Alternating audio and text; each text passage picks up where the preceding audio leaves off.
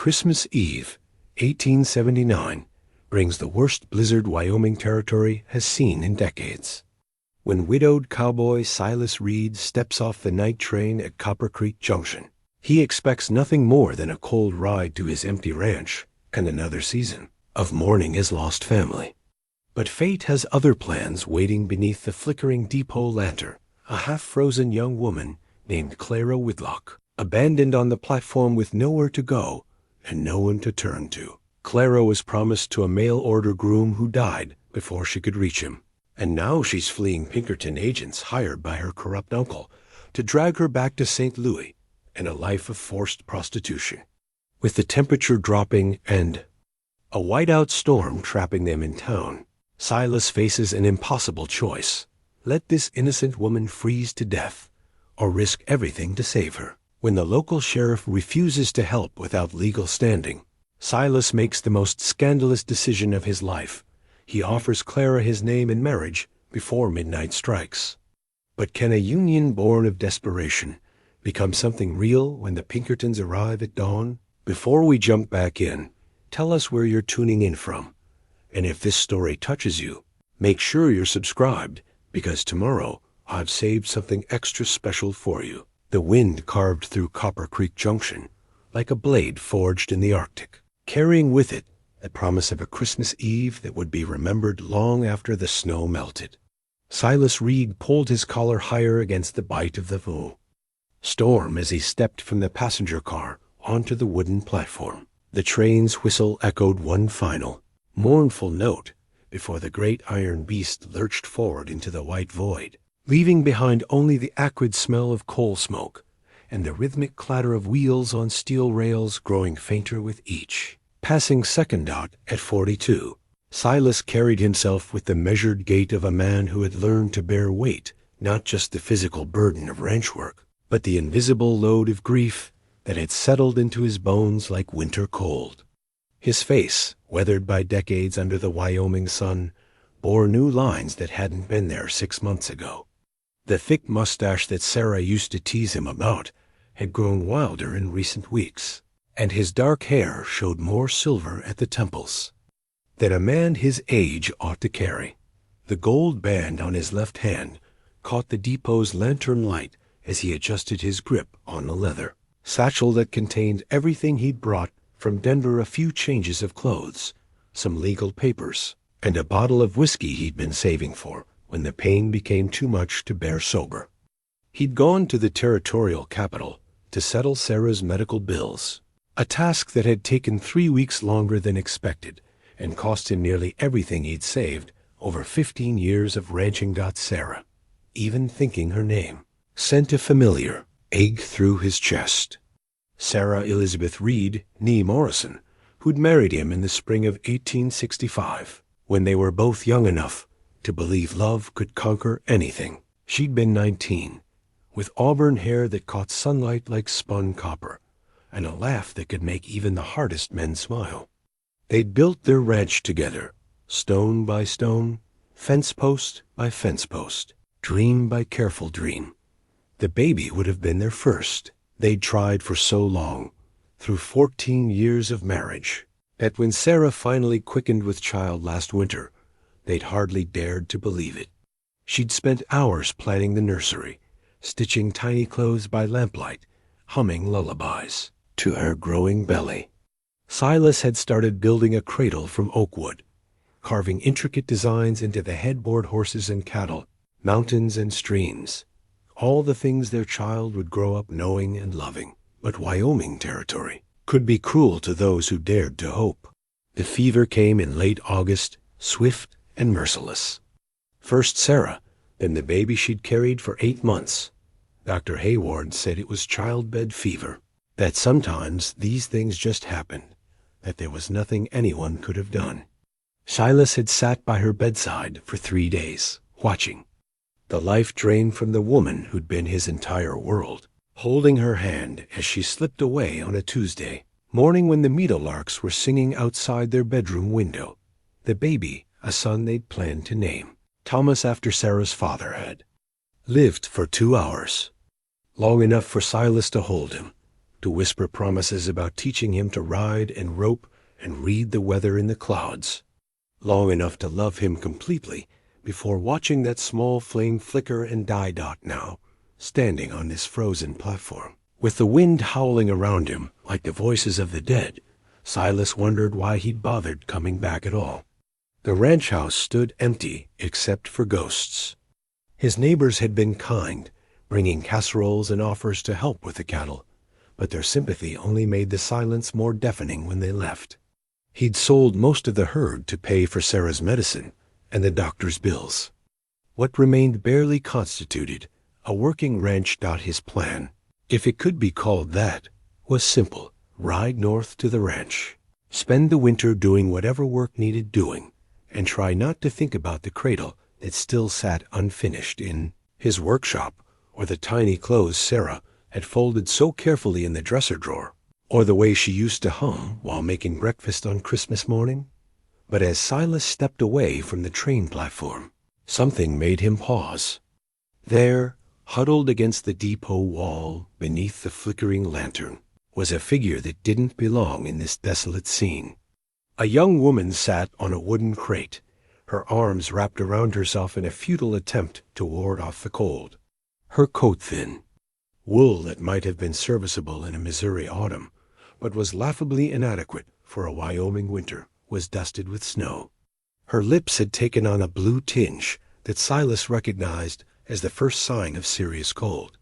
She looked to be perhaps 25, with dark hair that had worked loose from its pins and now hung in damp tendrils around her face. Her eyes, when she looked up at him, were the color of winter's sky-gray blue and filled with a desperation that hit him like a physical blow. She was shivering so hard she could barely speak. "Excuse me," she said, her voice barely audible above. "The wind is there. Is there somewhere warm I might wait? The station master said the westbound stage would be here by now." But Silas glanced around the empty platform. The depot office was dark, its windows boarded up for the winter. The only other building in sight was Murphy's Saloon, which was no place for a respectable woman, and the abandoned chapel at the far end of the street. "Stage doesn't run in weather like this," he said, his voice rougher than he'd intended. Months of disuse had made conversation feel foreign. When was it supposed to arrive? 6 o'clock. She fumbled in her coat pocket and produced a crumpled telegram. "I have passage to Cedar Falls. There's supposed to be someone meeting me there, but—" Her words trailed off as she looked at the telegram again, and Silas saw her shoulders slump. In defeat, whatever hope she'd been clinging to was slipping away as surely as the warmth from her body. "What's your name?" he asked, though he wasn't sure why it mattered. "Clara Whitlock." She managed a weak smile. "And you must think me a fool, sitting out here in a blizzard waiting for a stage that's never coming. Clara Whitlock." The name suited her somehow, clean and simple, like creek water over stones. "I'm Silas Reed, and I don't think you're a fool. Desperate, maybe, but that's different." He studied her face in the lantern light and saw something there that resonated with his own experience of loss. She wasn't just cold and stranded. She was running from something. The way she kept glancing over her shoulder, the careful way she'd folded that telegram to hide most of its contents, the fact that she was traveling alone in winter with barely adequate clothing, these weren't the actions of someone on a pleasant journey. "Where were you headed in Cedar Falls?" he asked. Clara hesitated, and he could see her weighing how much truth she could afford to tell a stranger. "I was to meet someone there. A business arrangement."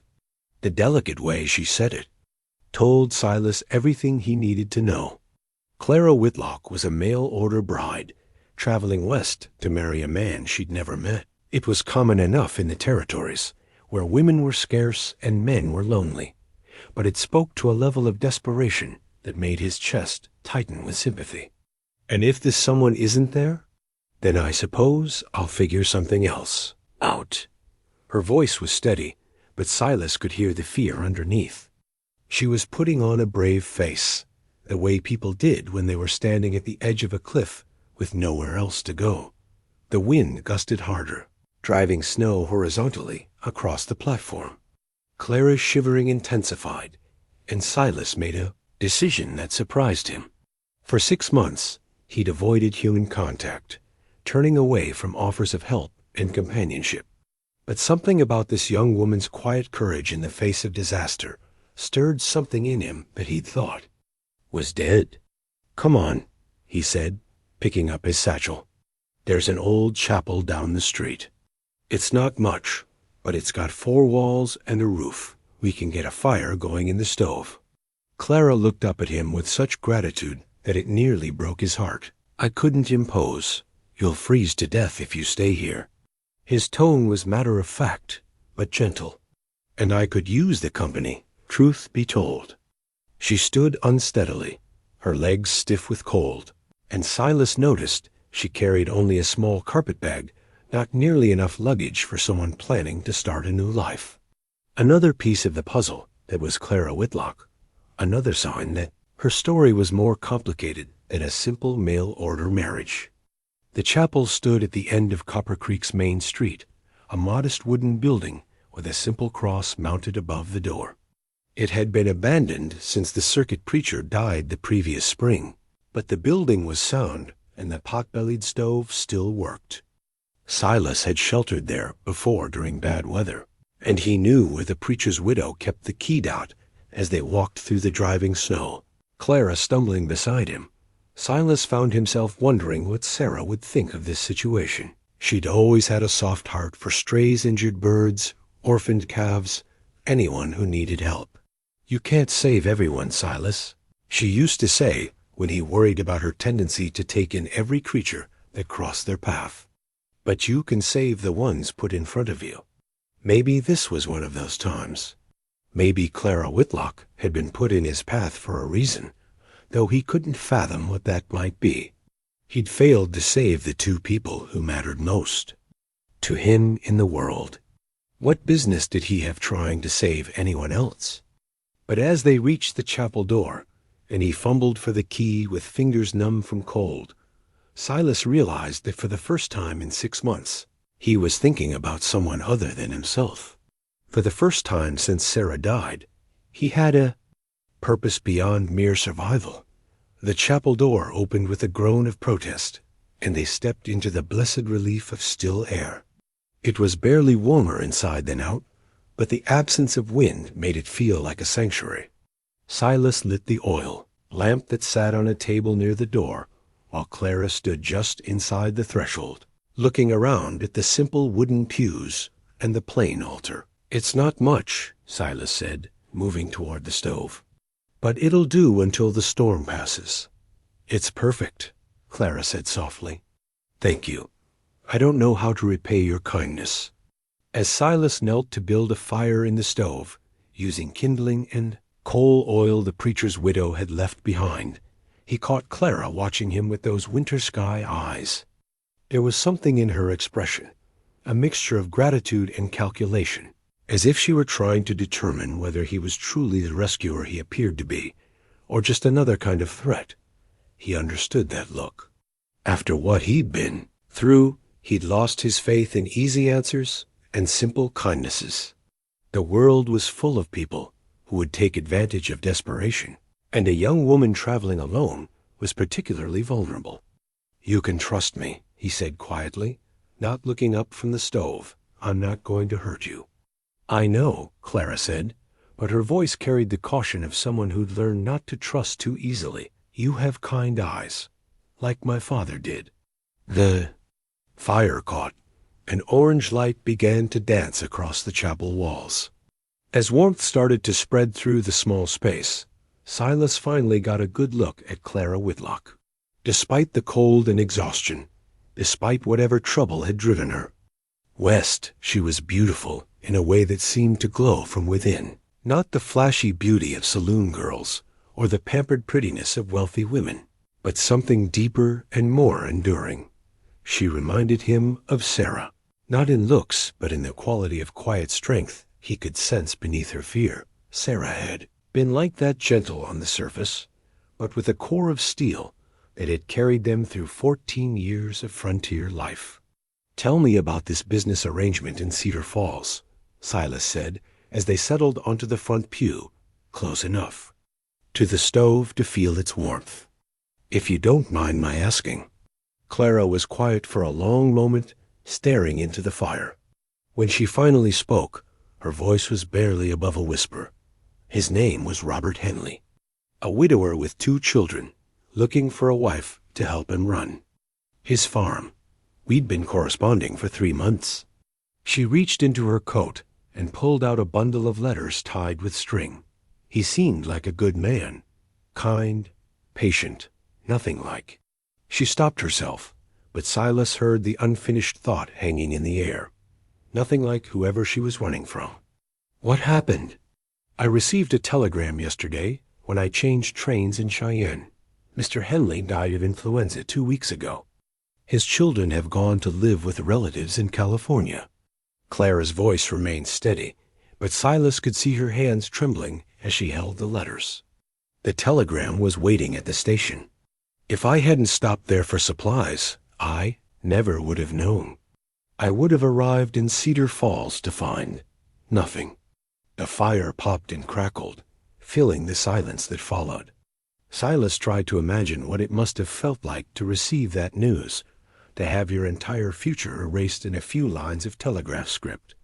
"Do you have family back east? Somewhere you can return to?" Clara's laugh was bitter. "No, there's no going back." Something in her tone told him not to press for details.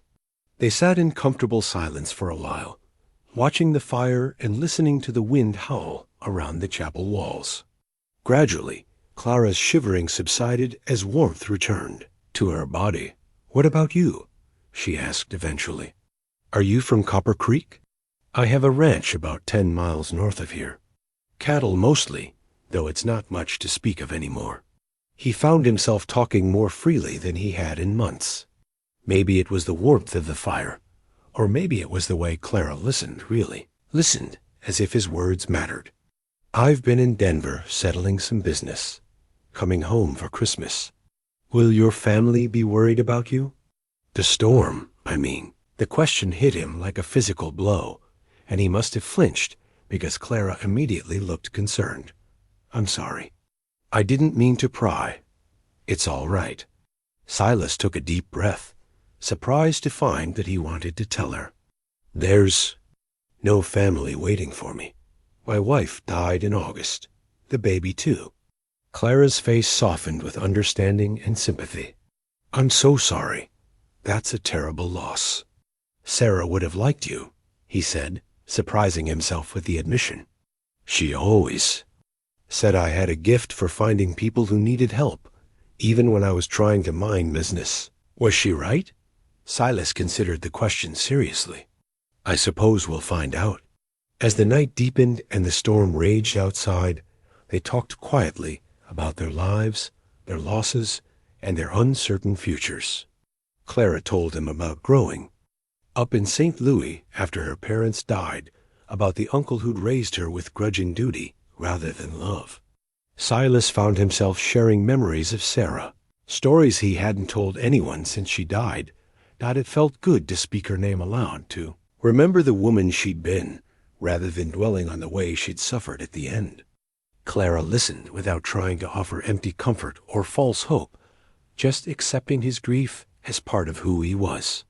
"She sounds like she was a remarkable woman," Clara said when he finished telling her about Sarah's dream of starting a school for ranch children. "She was."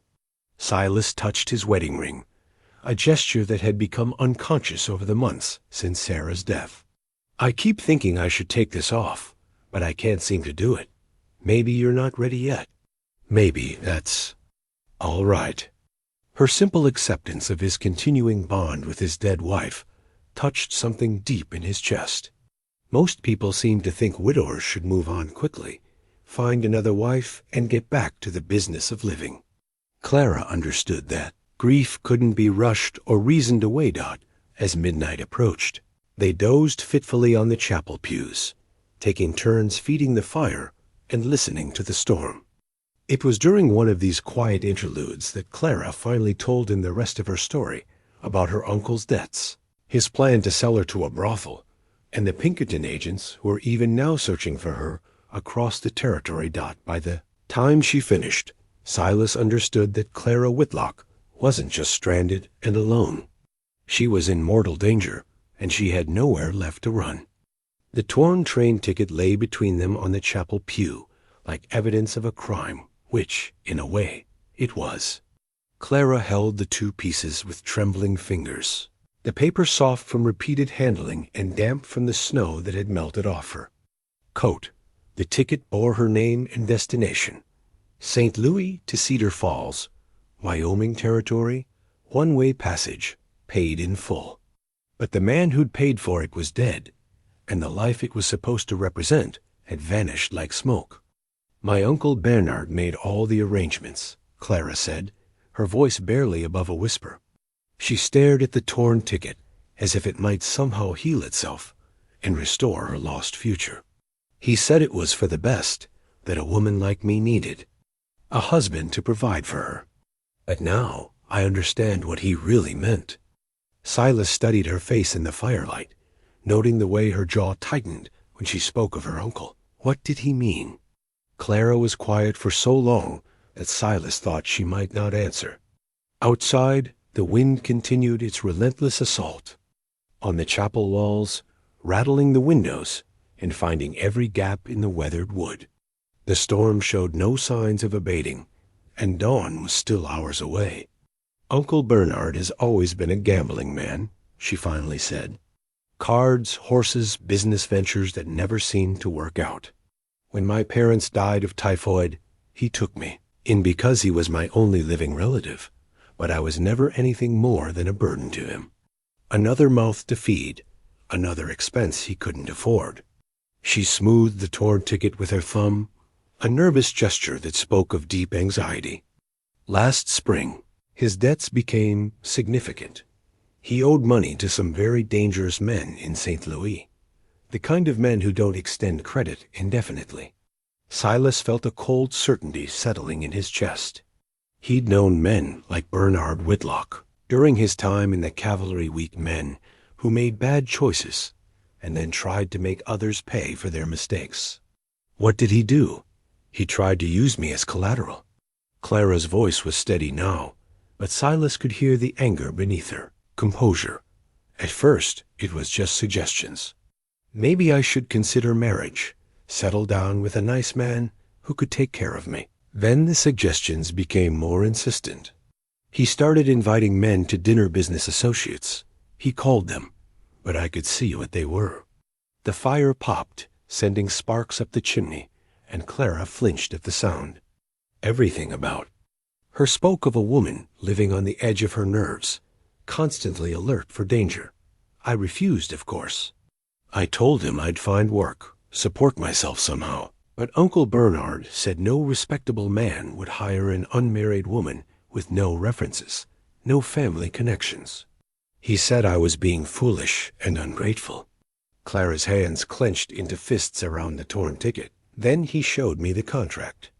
What? Contract? He'd made an arrangement with a man named Morrison, who runs an establishment near the riverfront. If Uncle Bernard couldn't pay his debts by Christmas, I would work for Morrison until the money was settled.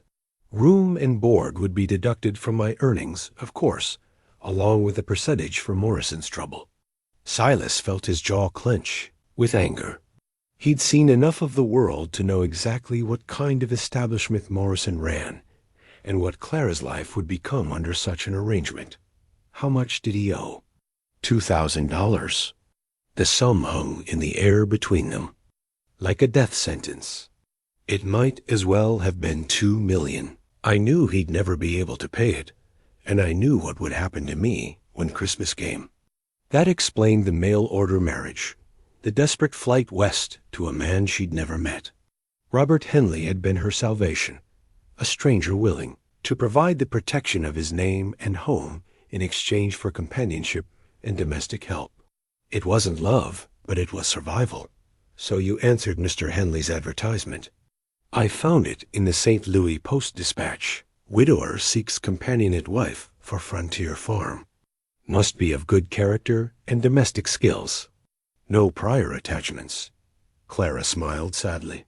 No prior attachments. That seemed perfect for someone trying to disappear. What happened when you told your uncle about the marriage proposal? He was furious at first.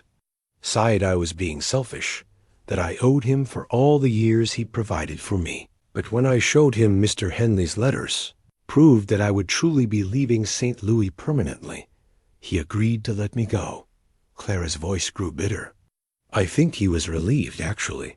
One less problem to deal with. Silas tried to imagine what it must have taken for Clara to make such a desperate choice to board a train bound for an unknown territory to marry a stranger rather than face whatever fate awaited her in St. Louis. The courage required was staggering. But your uncle's debts don't just disappear because you've left town, he said carefully. Clara's face went pale. The Pinkerton agents. I saw them at the station in Cheyenne when I changed trains. 2 men in dark suits asking questions about passengers, showing my photograph to the ticket agent. They didn't see me. I hid in the ladies' waiting room until my train was called.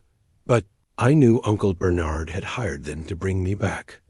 Are you certain they were looking for you? I heard one of them say my name. Clara's voice was flat, with certainty. They're probably not far behind. The storm might have delayed them, but they'll be here eventually. Silas felt the familiar weight of responsibility settling on his shoulders. The same feeling he'd carried during the war, when lives depended on his decisions. Clara Whitlock was in genuine danger, and she had nowhere to turn. Her mail-order groom was dead. Her uncle wanted to sell her into prostitution, and armed men were pursuing her across the territory. There has to be another way, he said, thinking aloud. Some legal protection. I went to Sheriff Morrison before I left St. Louis, not the other Morrison, the one with the brothel, but the county sheriff. He said that unless Uncle Bernard had actually committed a crime, there was nothing he could do. A man has the right to make arrangements for his dependent relatives, especially when they're living in his household at his expense. The casual injustice of it made Silas's blood boil. Clara was trapped by laws that treated women as property, by a society that offered them few choices and fewer protections. She'd tried to save herself through marriage to Robert Henley, but even that slim hope had been snatched away by fate. What will you do now? He asked, though he suspected he already knew the answer. I don't know. For the first time since she'd begun telling her story, Clara's composure cracked. Tears slipped down her cheeks, reflecting the firelight. I have $17 and some change. No references for employment, no family to turn to. I suppose I could try to find work in one of the larger towns, but without proper credentials. She didn't need to finish the sentence. A woman alone, in the territories, without family or references, had very limited options for respectable employment. Most would end up exactly where Uncle Bernard had intended to send her, just with different owners. There's got to be something, Silas said, but even as he spoke the words, he knew how hollow they sounded. What could he offer? He was a widowed rancher with barely enough resources to keep his own operation running. He couldn't provide employment for a young woman. It wouldn't be proper, and it wouldn't protect her from her uncle's agent's dot, unless the idea that came to him was so audacious, so completely contrary to everything he'd planned for his life, that it took his breath away. But as he looked at Clara's tear-streaked face in the firelight, as he thought about the men who were hunting her, and the fate that awaited her if they succeeded, the audacious idea began to seem like the only reasonable course of action. Clara, he said slowly, what if there was a way to give you legal protection? Something that would put you beyond your uncle's reach permanently? She looked up at him with desperate hope. What do you mean? Silas took a deep breath, knowing that once he spoke the words aloud, there would be no taking them back. But Sarah's voice echoed in his memory. You can save the ones put in front of you. Marriage, he said simply. If you were married to someone else, someone your uncle couldn't intimidate or bribe, you'd be legally protected.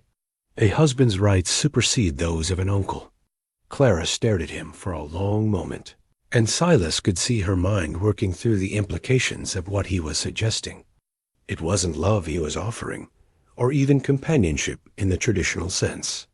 It was a business arrangement, a legal shield that would protect her from the men who wanted to use her. "Are you proposing to me, Mr. Reed?" she asked quietly. "I suppose I am, Miss Whitlock, though not in any romantic sense," he added hastily. "It would be a marriage of convenience, purely for your protection. You'd have my name and the legal standing that comes with it. In return—" He paused, realizing he hadn't thought through what he would ask of her in return. What did a grieving widower need from a marriage of convenience? "I don't know what I'd ask in return," he admitted. "Maybe just company, someone to talk to during the long winter months, someone to help me remember what it feels like to be human." Clara was quiet for so long that Silas began to think he'd made a terrible mistake. The proposal was insane, the product of exhaustion and too much emotional upheaval. Who offered marriage to a woman he'd known for less than 6 hours? But then Clara smiled, the first genuine smile he'd seen from her, and suddenly the idea didn't seem insane at all. "Yes," she said simply. "Yes, Mr. Reed, I accept your proposal." The brass telegraph key sat silent in the corner of Murphy's saloon like a sleeping oracle, its metal surface tarnished but functional.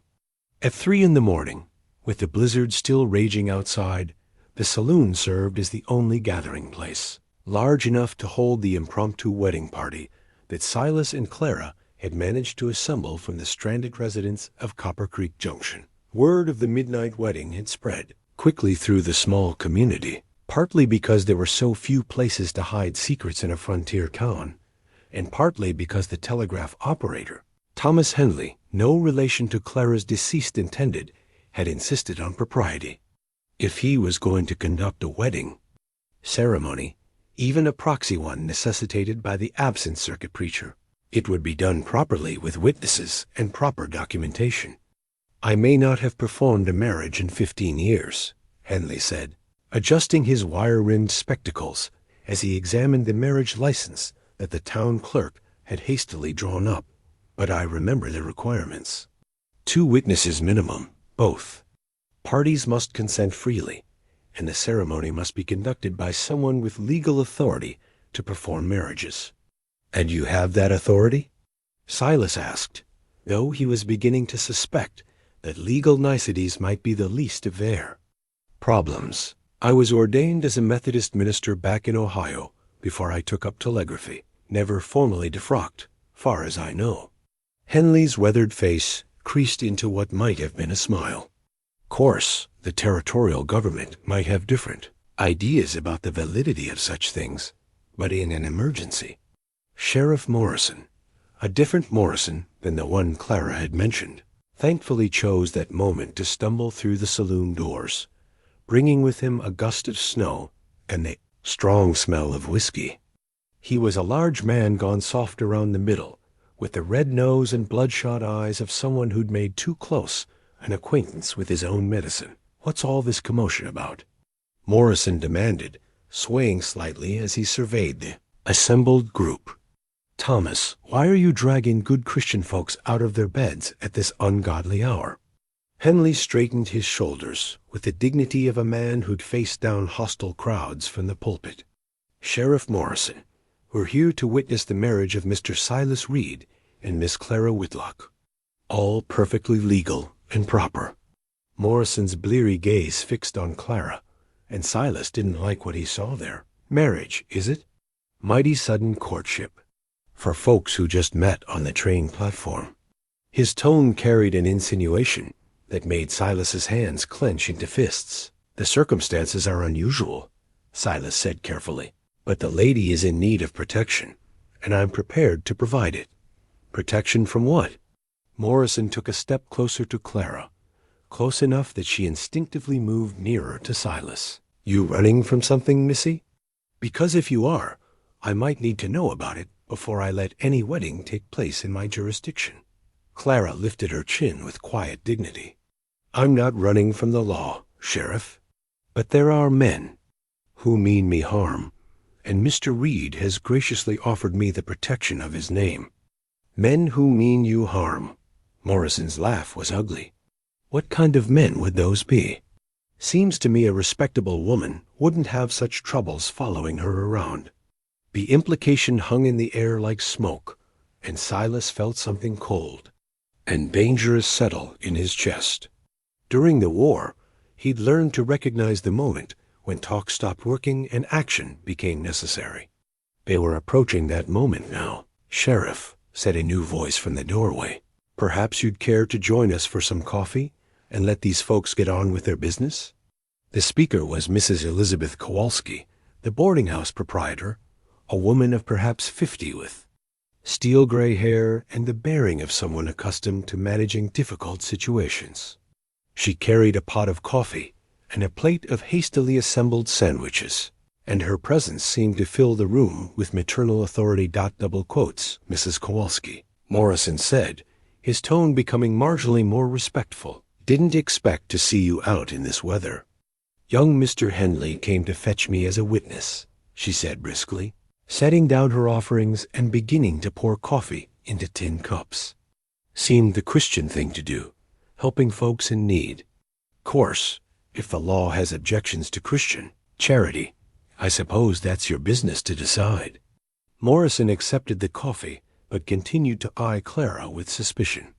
All I'm saying is that decent folks don't usually need emergency weddings in the middle of blizzards.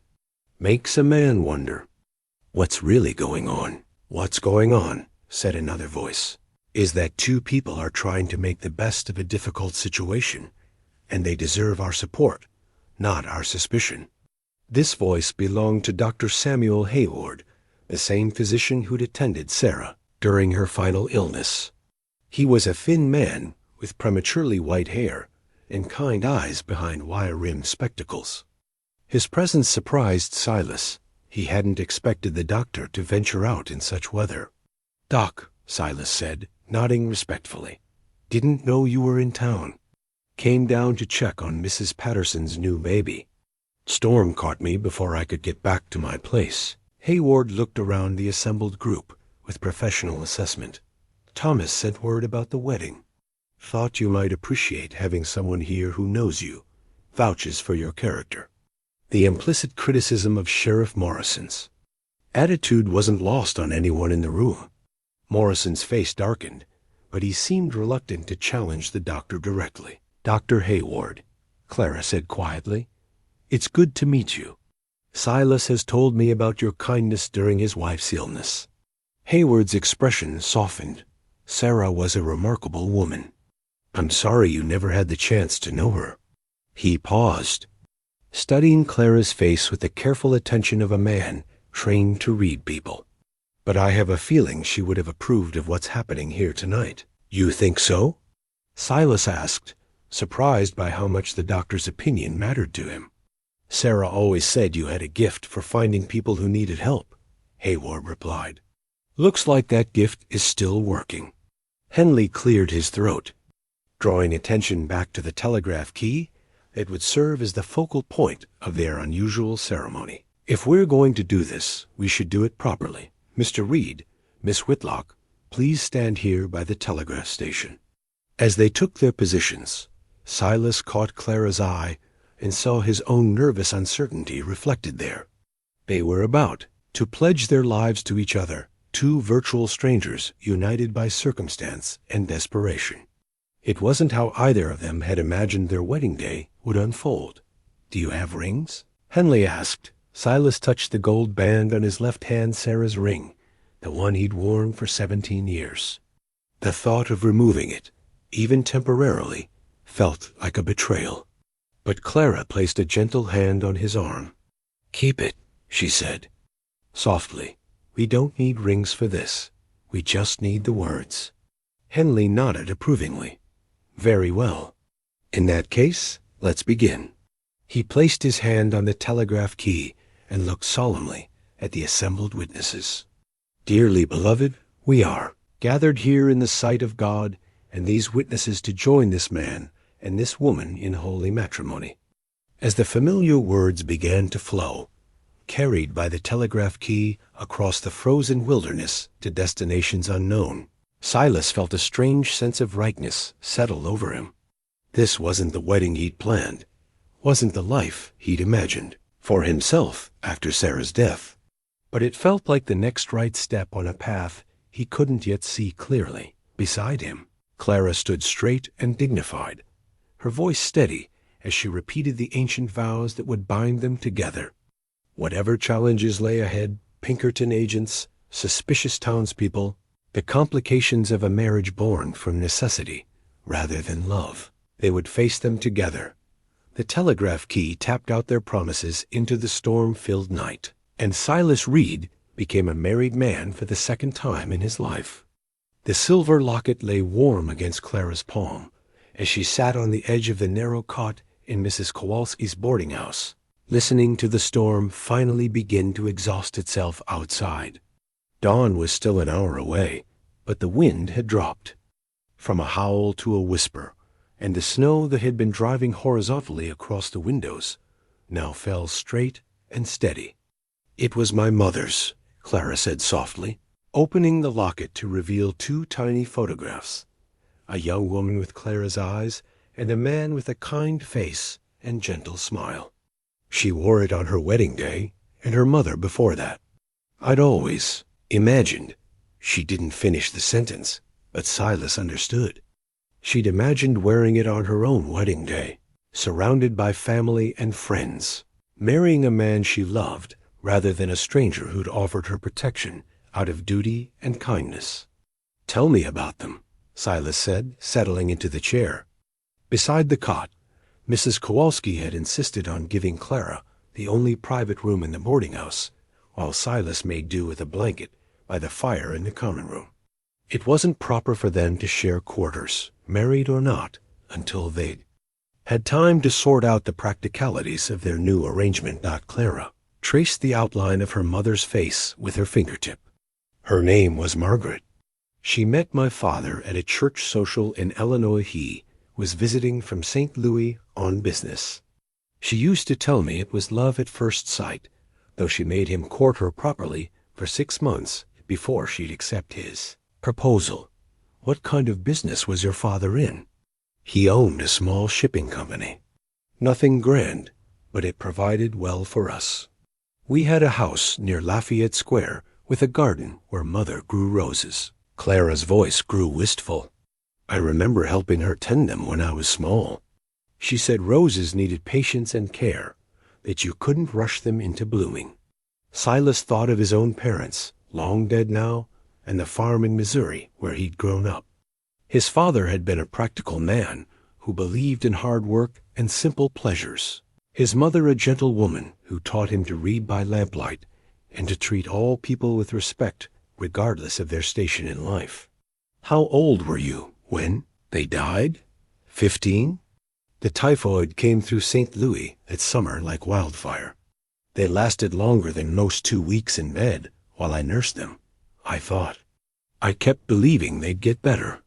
Young people don't understand that sometimes love isn't enough to save someone. The pain in her voice resonated with his own experience of loss.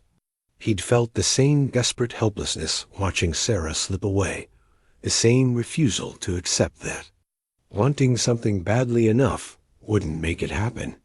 "Your uncle took you in after that?" Clara closed the locket with a soft click. "Uncle Bernard was my father's brother, though they hadn't spoken in years. He came to the funeral and said it was his duty to provide for me. I was grateful at the time. I had nowhere else to go, no other family. It took me a while to understand that duty and kindness aren't the same thing." She stood and moved to the window, pulling back the curtain to look out at the settling snow. In her borrowed NIGHTGOWN, Mrs. Kowalski had insisted she have something. Clean and dry to sleep in, she looked younger and more vulnerable than she had in her traveling clothes. He never let me forget that I was a burden, she continued. Every meal, every piece of clothing, every small comfort had to be earned through housework and submission. He made it clear that I was living on charity, that I owed him for every kindness. Silas felt anger building in his chest again. He'd known men like Bernard Whitlock men who used others' misfortune to elevate themselves, who mistook power for strength and cruelty for wisdom. Did he ever? Silas began, then stopped himself. The question was too personal, too painful to ask directly. But Clara understood what he wasn't saying. No, he never touched me inappropriately, if that's what you're wondering. But there are other ways to hurt someone, other ways to make them feel worthless and alone. She turned back from the window, and Silas could see tears glistening in her eyes. The worst part was how he made me doubt myself. After years of being told I was ungrateful, useless, a drain on his resources, I started to believe it. When Robert Henley's letters arrived, offering marriage and a new life, part of me wondered if I deserved even that small chance at happiness. And now?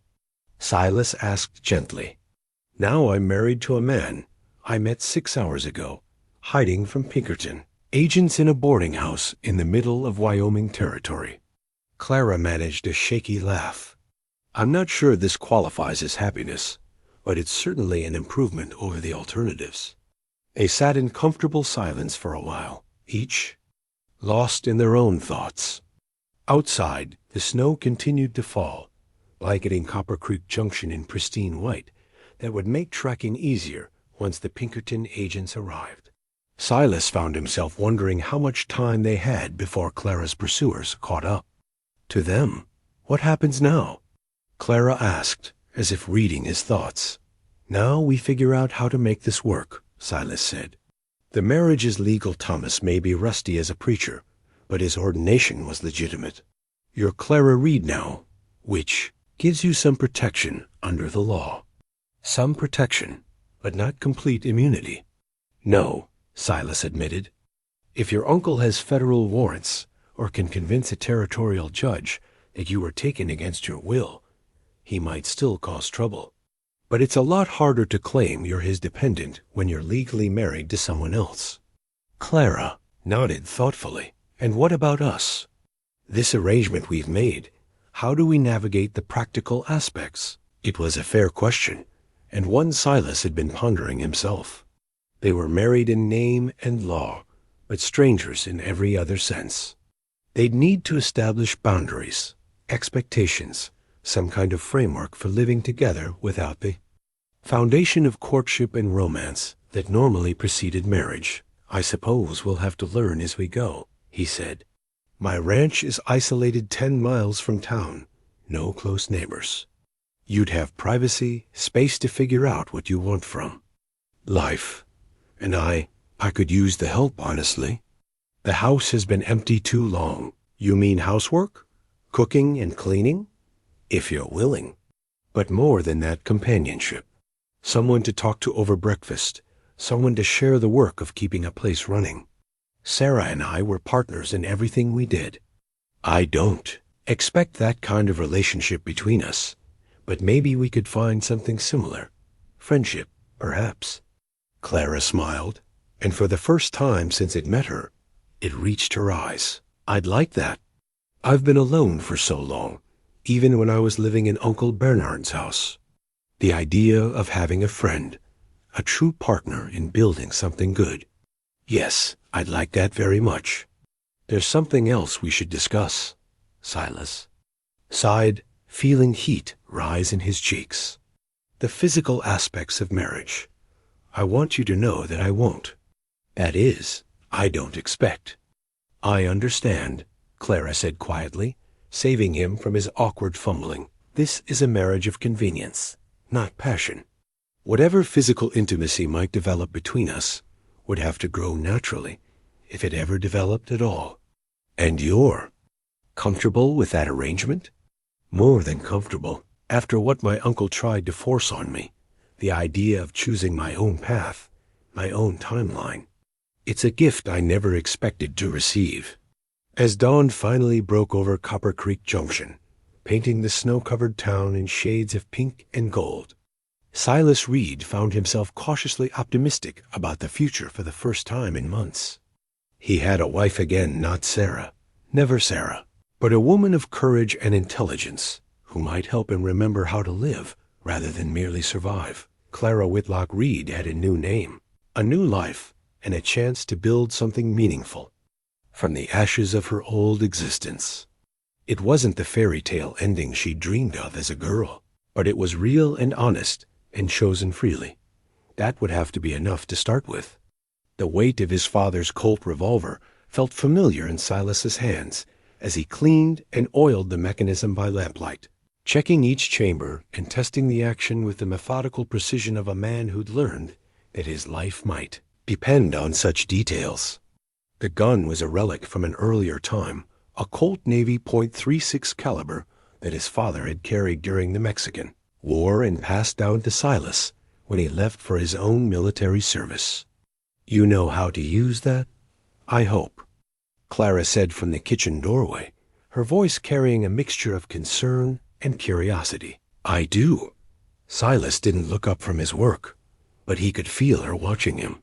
3 days had passed since their wedding, and they were settling into the rhythms of life at the ranch with surprising ease.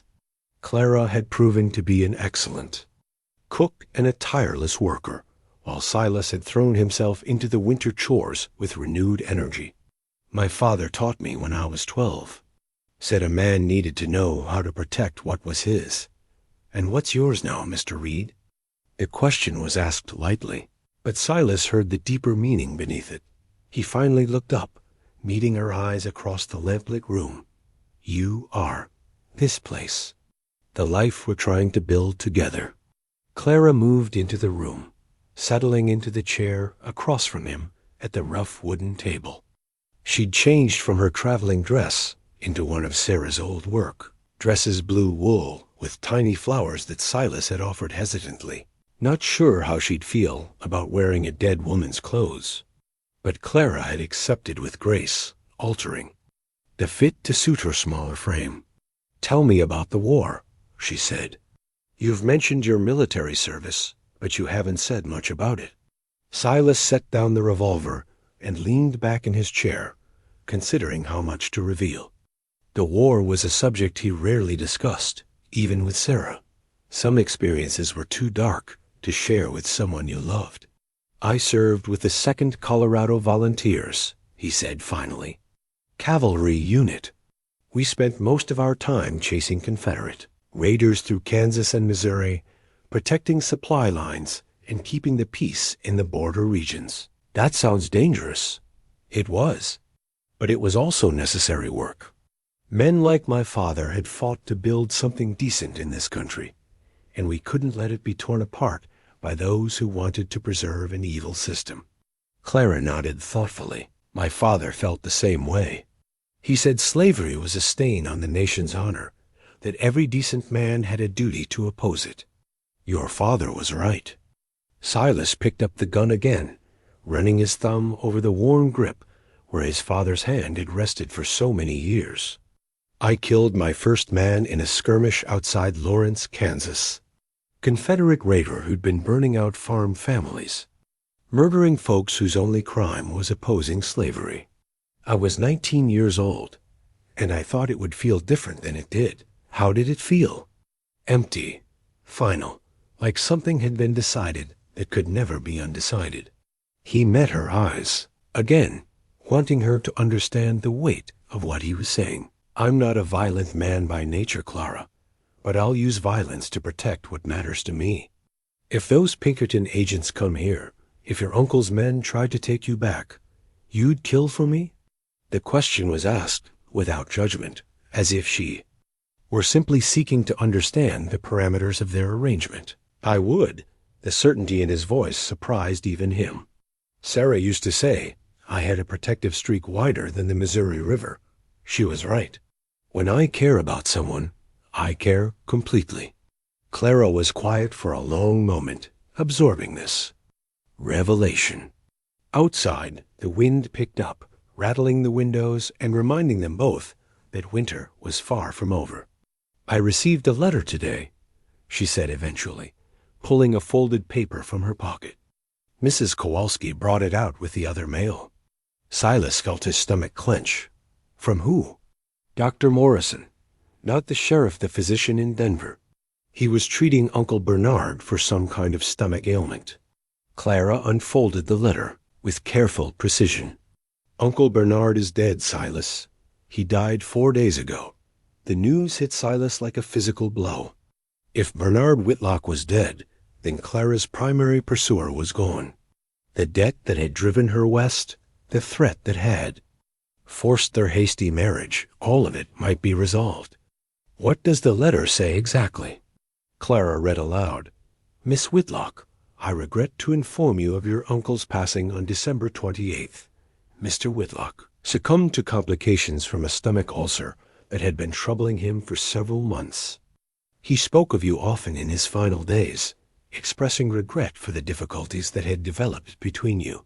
His estate is modest, but he left specific instructions that any remaining assets should be used to pay his outstanding debts. I thought you should know that he died peacefully, and that his final words were of concern for your welfare.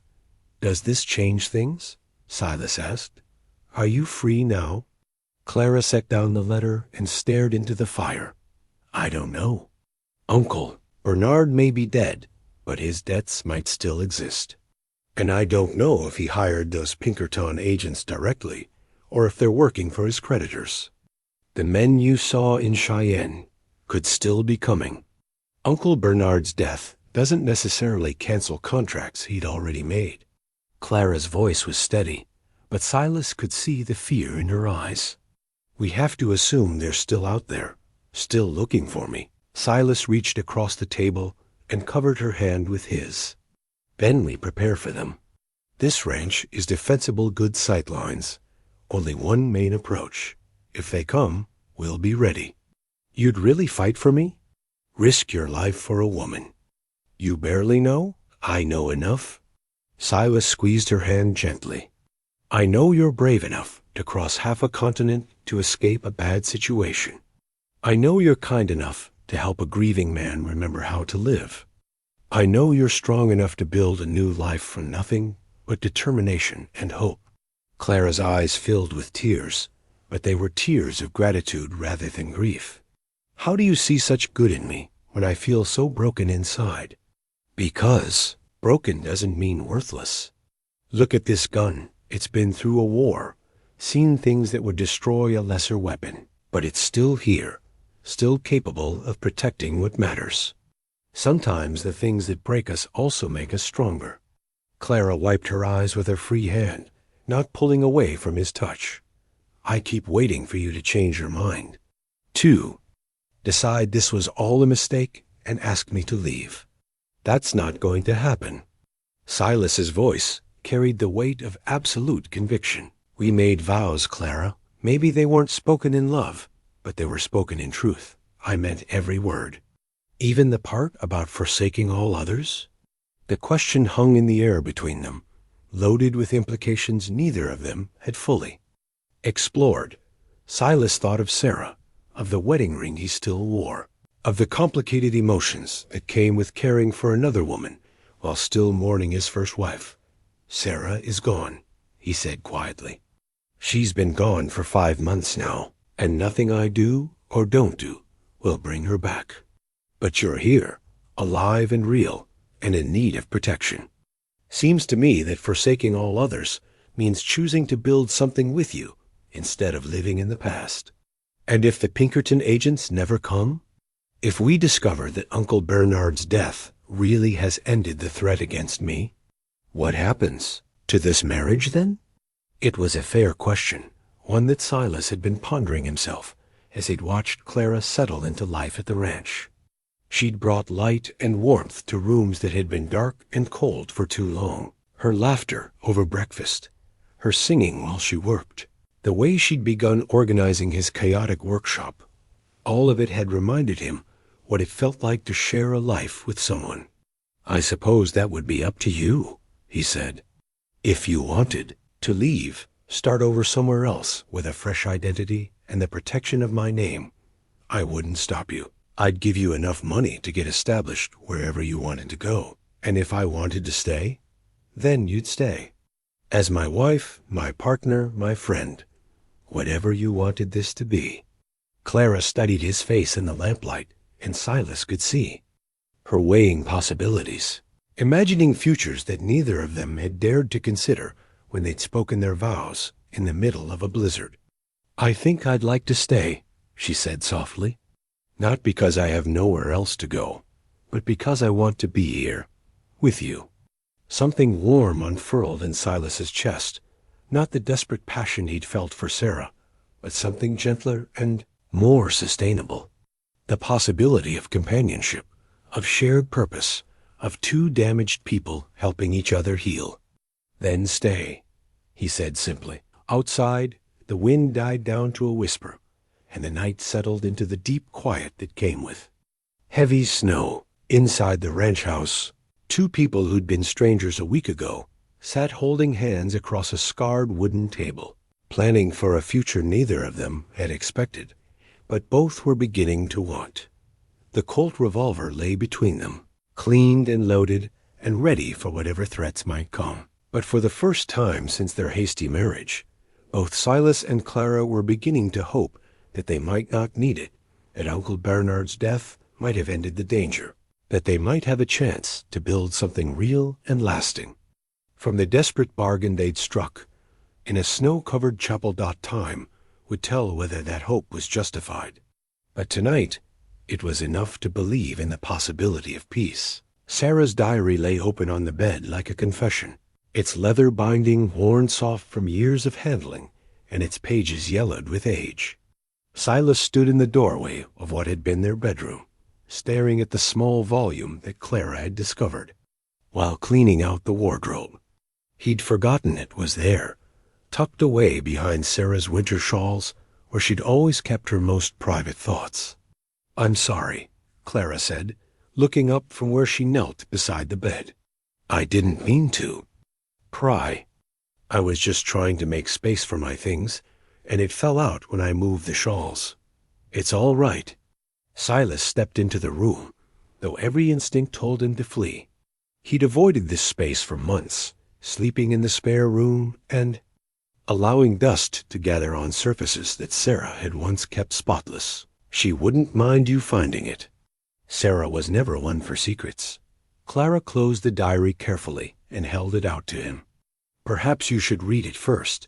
Decide if there's anything too private to share." But Silas made no move to take the book. The thought of reading Sarah's final entries, of revisiting those terrible weeks when he'd watched her slip away, seemed more than he could bear.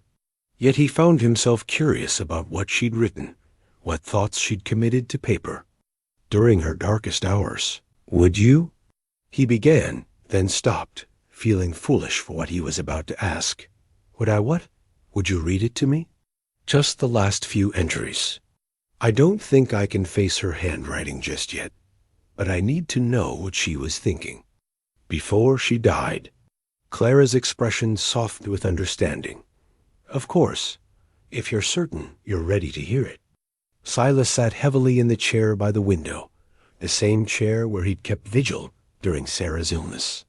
Clara settled on the edge of the bed and opened the diary to its final pages, her voice gentle as she began to read. August 15th, 1879. "The fever is worse today. Dr. Hayward says the baby is in distress, that we might have to choose between saving him or saving me. I told him there's no choice to make save the baby. Silas doesn't know about this conversation yet. I'll have to tell him soon, but I want a few more hours to pretend that everything might work out." Clara paused, glancing at Silas to see if he wanted her to continue. His face was pale but determined, so she turned the page. August 17th. "The pain is constant now, but that's not what frightens me. What frightens me is the look in Silas's eyes, the way he's already mourning us both. I've tried to tell him that this isn't his fault, that some things just happen regardless of how much we love each other. But he carries guilt like other men carry pocket watches, always checking to see if he somehow failed in his duty.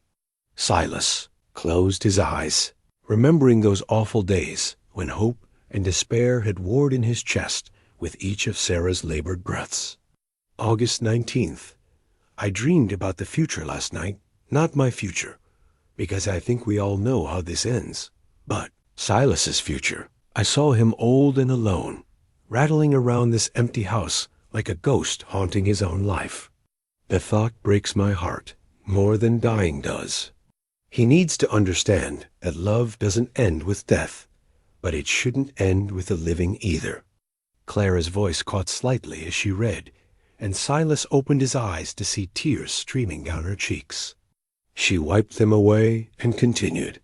If I could leave him one gift, it would be permission to love again, to laugh again, to build something new from the ashes of what we had. I know he'll resist.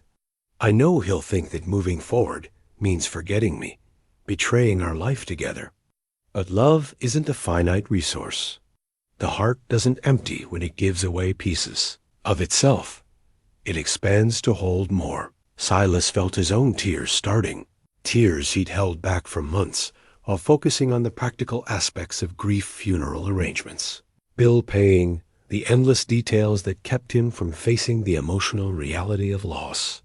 August 20th. This will probably be my last entry. The baby is coming, ready or not, and Dr. Hayward says the chances aren't good for either of us. But I'm not afraid anymore. Death is just another country, and I'll wait there for Silas when his time comes. What I pray for is that his time is far off, that he fills the years between now and then with joy instead of sorrow. Clara closed the diary and sat quietly, allowing Silas time to absorb what he'd heard. The room was silent, except for the ticking of the mantel clock and the distant sound of wind in the eaves. She knew, Silas said finally. She knew she was dying, and instead of being angry or afraid, she was worried about me. She loved you. Love makes us think about others' happiness, even when we're facing our own darkness. Silas stood and moved to the window, looking out at the snow-covered landscape that stretched endlessly toward the mountains. I've been so angry, Clara. Angry at God, at fate, at the unfairness of losing them both. But reading her words, she wouldn't want me to carry that anger forever. Anger is natural. It's part of grief. But Sarah's right love doesn't end with death, and it shouldn't end with the living either. Is that why you married me? Because you think I need saving from myself? Clara joined him at the window, standing close enough that he could smell the lavender soap she'd taken to using. I married you because you offered me protection when I needed it most. But I'm staying because I think we could save each other. From what? From loneliness. From giving up on the possibility of happiness. From believing that our past disappointments define our future possibilities. She turned to face him, her eyes serious and direct. You lost the great love of your life, Silas. I never had one to begin with. Maybe we can't recreate what you had with Sarah, but maybe we can build something different. Something that honors what while embracing what could be. Silas reached out tentatively and touched her cheek, wiping away a tear that had escaped, despite her composure. You're not what I expected when I offered you my name. What did you expect? Someone temporary, someone who would take my protection and leave when it was safe to do so. I didn't expect. He struggled to find the words. I didn't expect to care? And now? Now I find myself hoping that the danger really is over. Not just because you'll be safe, but because it means you might stay. Not out of necessity, but out of choice. Clara smiled, the first truly radiant smile he'd seen from her. I've already made my choice, Silas. I made it the night you offered me shelter in that chapel. Everything since then has just been confirmation. Outside, snow began to fall again, but this time it felt like benediction rather than threat. In Sarah's bedroom, surrounded by memories of one love, Silas Reed began to believe in the possibility of another. It wouldn't be the same, couldn't be the same, but it might be enough to build a life worth living. As evening settled over the ranch, Clara carefully placed Sarah's diary in the top drawer of the dresser, not hiding it, but giving it a place of honor among her own possessions. The past would always be part of them, but it no longer had the power to imprison them. They were free to write their own story now, one page at a time. The wanted poster bore Uncle Bernard's photograph, and a reward amount that made Clara's blood run cold. $5,000 for information leading to the capture of Bernard Whitlock, wanted in connection with a federal investigation into railway fraud, embezzlement, and conspiracy. But it was the smaller text beneath the photograph that truly shocked her. Text that revealed her uncle hadn't just been a small-time gambler with debts to local criminals, but a key figure in a scheme that had defrauded the federal government of over $200,000. Mrs. Reed? The man standing on their front porch wore a badge that identified him as Deputy U.S. Marshal James Crawford. He was perhaps 40, with graying hair and the weathered look of someone who spent most of his time in a saddle. Behind him stood another man in a similar badge and a woman dressed in the practical clothing of a federal agent. "I'm sorry to disturb you, but we're looking for information about Clara Whitlock." Clara's hands trembled as she held the poster, but she kept her voice steady. "I'm Clara Reed now." "Clara Whitlock was my maiden name." "Yes, ma'am. We heard about your marriage. Congratulations." Crawford's tone was respectful but professional. "We've been tracking your uncle's associates for the better part of 6 months. His death in Denver last week was unexpected." Silas appeared in the doorway behind Clara, his hand resting casually on the butt of his holstered revolver. "What's this about, Marshal? Mr. Reed, I presume?" "I'm Deputy Marshal Crawford. This is Deputy Marshal Santos. And this is Agent Catherine Mills from the Treasury Department." Crawford indicated his companions with brief nods. "We're here because your wife may be the key to resolving one of the largest fraud cases the territorial government has seen." "I don't understand," Clara said, though a terrible suspicion was beginning to form in her mind. "Uncle Bernard was just a gambler with debts. That's why he wanted to. That's why I had to leave St. Louis." Agent Mills stepped forward, her sharp eyes studying Clara with professional interest. "Mrs. Reed, your uncle wasn't just any gambler. He was the front man for a criminal organization that specialized in railway construction fraud. They would bid on government contracts using falsified credentials, take advance payments, then disappear before completing the work." "That's impossible," Clara protested. "Uncle Bernard barely had enough money to keep his house. He was always complaining about creditors, about how much it cost to keep me fed and clothed." "That was part of his cover," Marshal Santos explained.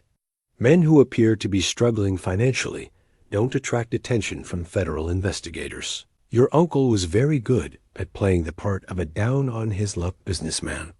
Crawford pulled out a leather portfolio and removed several documents. "According to our investigation, Bernard Whitlock received payments totaling over $40,000 for railway work that was never completed. The money was supposed to fund construction of a spur line between Kansas City and Topeka, but the company he represented, Whitlock and Associates, existed only on paper." Clara sank into the porch chair, her legs suddenly unable to support her. Everything she thought she knew about her uncle, about the reasons for his financial troubles, about her own situation, was crumbling around her. "The debts he claimed to have," she said weakly. "The men who were supposedly threatening him. Some of them were real," Agent Mills said, not unkindly. "Your uncle did gamble, and he did owe money to various creditors. But the largest debts were to his criminal partners, men who expected their share of the federal money he'd stolen." "What does this have to do with Clara?" Silas asked, his protective instincts clearly aroused by the distress in his wife's voice. Marshal Crawford consulted his notes. "Mrs. Reed, you lived in your uncle's house for how long?" 10 years, since my parents died." "During that time, did you help with his business correspondence? Filing, Record keeping? Anything like that? Clara nodded slowly. Yes, Uncle Bernard said it was part of earning my keep. I kept his books, filed his papers, sometimes took dictation for letters when his arthritis was bothering him. Then you may have seen documents related to the railway fraud without realizing their significance. Agent Mills said, contracts, payment schedules, correspondence with government officials, anything that could help us trace where the stolen money went and who else was involved. I don't remember anything like that, Clara said, but even as she spoke, memories were surfacing. Late-night meetings in Uncle Bernard's study, hushed conversations that stopped when she entered the room, papers he kept locked in his desk that he claimed were too important for women's eyes. Mrs. Reed, Crawford said gently, we believe. Your uncle's partners killed him to keep him from talking to federal authorities. The doctor who wrote to you about his death, we've since learned that he was bribed to falsify the cause of death. Your uncle didn't die of a stomach ulcer. He was poisoned. The words hit Clara like a physical blow. Murdered? We think he was. Trying to make a deal with federal prosecutors, offering information about his partners in exchange for reduced charges. Someone found out and decided he was too dangerous to leave alive. Silas moved to stand behind Clara's chair, his hands resting protectively on her shoulders. What does this mean for my wife's safety? That's what we're here to discuss, Agent Mills said. Mrs. Red, you may be the only person alive who has access to information that could help us prosecute the remaining members of this criminal organization, but that also makes you a target. The Pinkerton agents I saw in Cheyenne, Clara said with growing dread. They weren't working for Uncle Bernard, were they? No, ma'am. Based on our investigation, they were hired by his criminal partners to bring you back to St. Louis. We believe they intended to question you about what you might know, then eliminate you as a potential witness.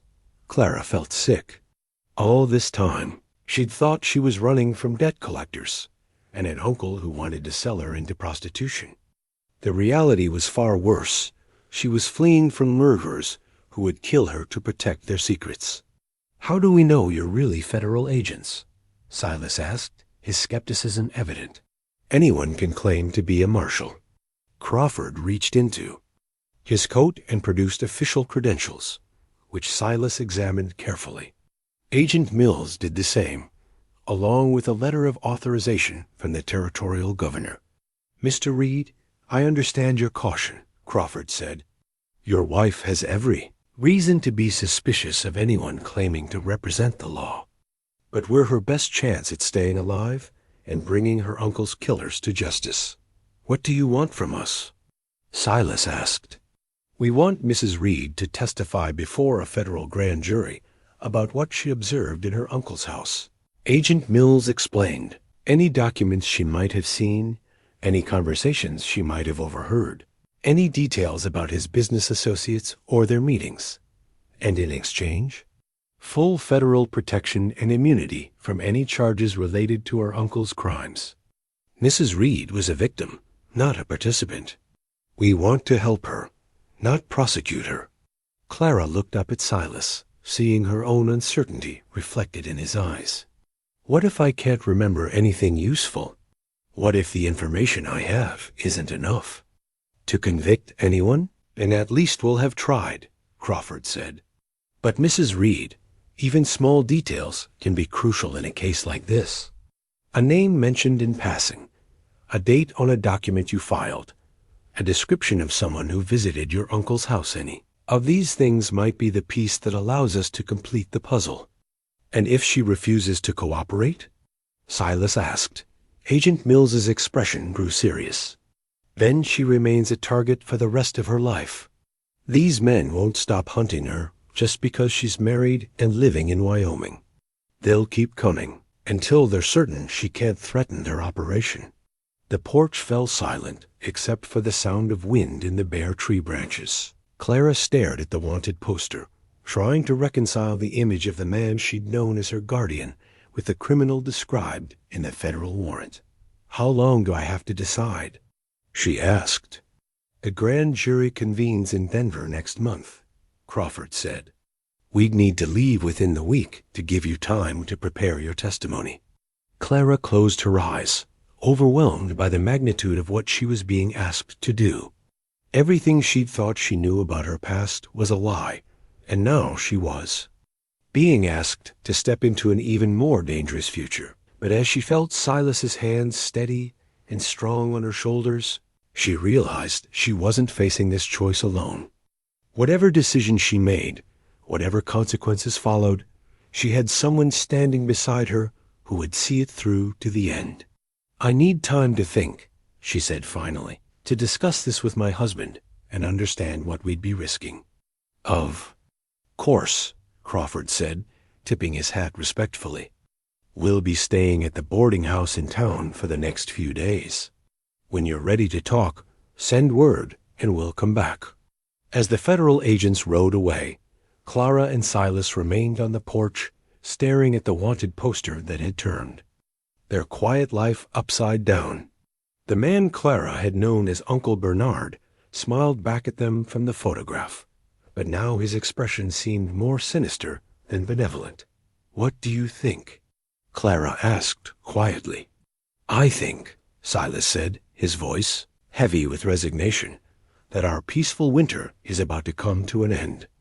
The bronze chapel bell hung silent in the pale morning light, its surface tarnished, but still capable of producing the clear, carrying tone that had once called the faithful to worship.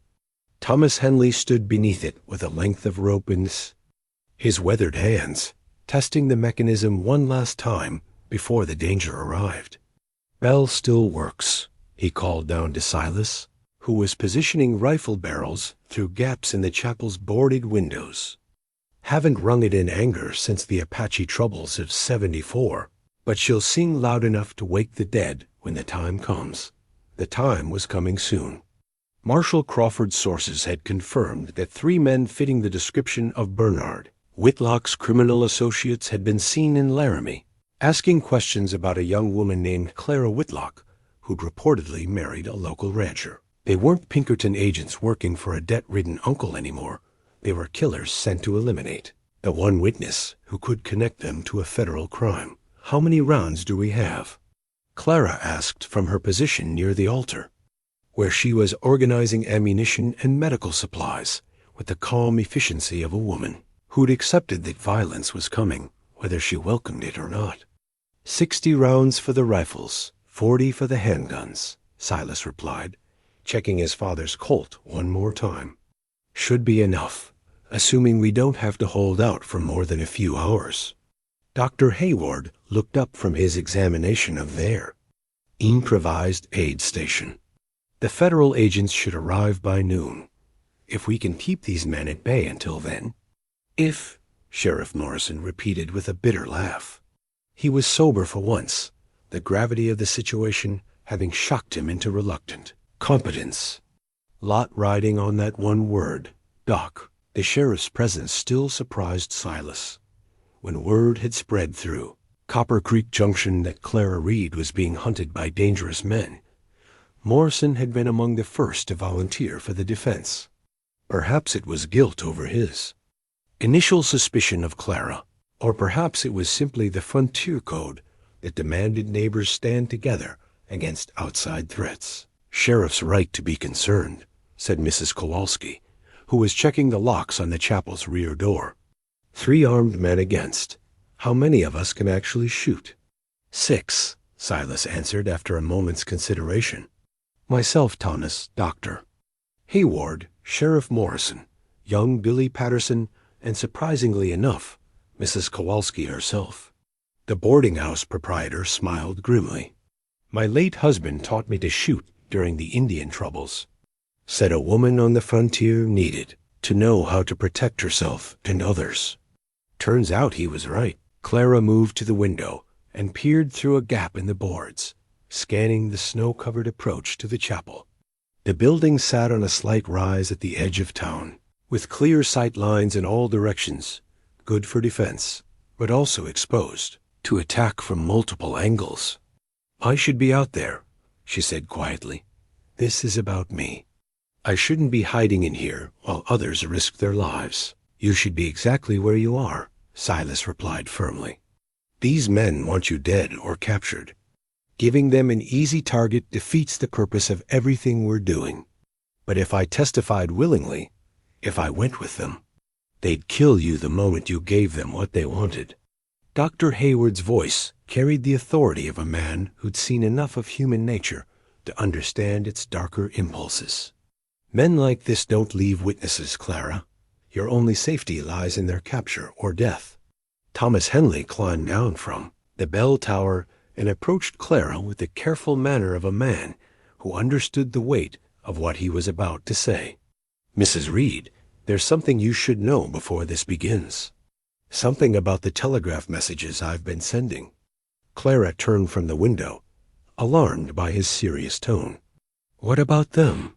When the federal agents first arrived, Marshal Crawford asked me to send word to Denver about your uncle's associates. Standard procedure, letting headquarters know about potential threats in the territory. Henley paused, clearly uncomfortable with what he had to reveal. But I've been intercepting other messages too, telegraph traffic between various stations, looking for any mention of your name or your uncle's business.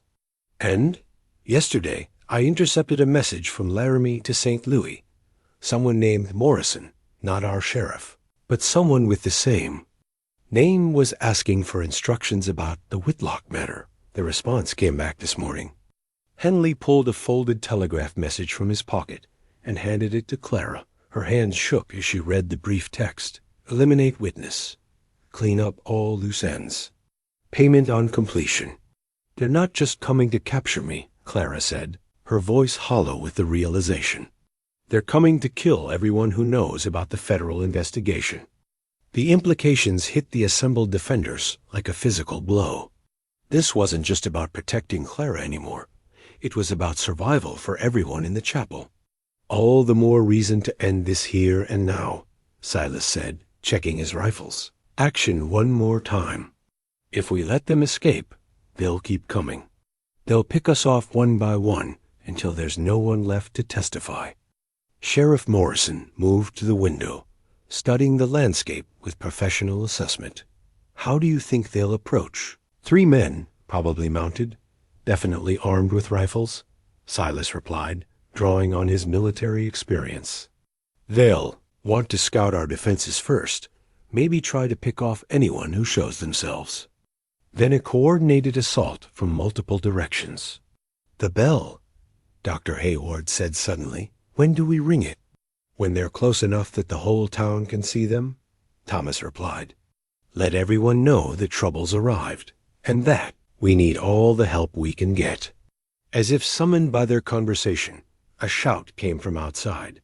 Billy Patterson, who'd been stationed as a lookout near the town's edge, came running toward the chapel through the snow. 3 riders coming up the main road. He called out, his young voice cracking with excitement and fear.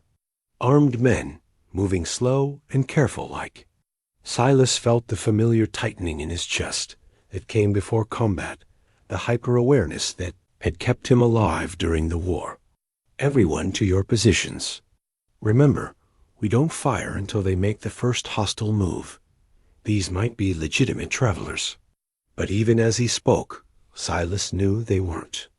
The riders approached with the calculated caution of men who expected trouble, their horses spread out to make multiple targets, their rifles visible across their saddles. Clara pressed her face to the window gap, studying the approaching men. I recognize one of them, she said with quiet dread. The man on the bay horse. He came to Uncle Bernard's house several times over the past year. Uncle always told me to stay in my room when he visited. What's his name? I never heard a name. Uncle Bernard just called him the Kansas man when he mentioned him at all. The riders stopped about 100 yards from the chapel, well within. Rifle range, but positioned so they could retreat quickly if necessary. One of them, a lean man with a black beard, raised his voice to carry across the distance. We're looking for Clara Whitlock. He called out, we know she's in there. Send her out, and nobody has to get hurt. Silas positioned himself at the largest window gap and called back, "Clara Whitlock doesn't live here anymore. There's only Clara Reed, and she's under the protection of her husband and this community." "Reed!" The bearded man's laugh was harsh and mocking. "You think a marriage certificate protects her from federal warrants? We're here on official business." "Funny thing about that," Sheriff Morrison shouted, his voice carrying the authority of his office. "I'm Sheriff Morrison, duly appointed by the territorial government, and I haven't received any federal warrants for Mrs. Reed. You boys mind showing me your credentials?"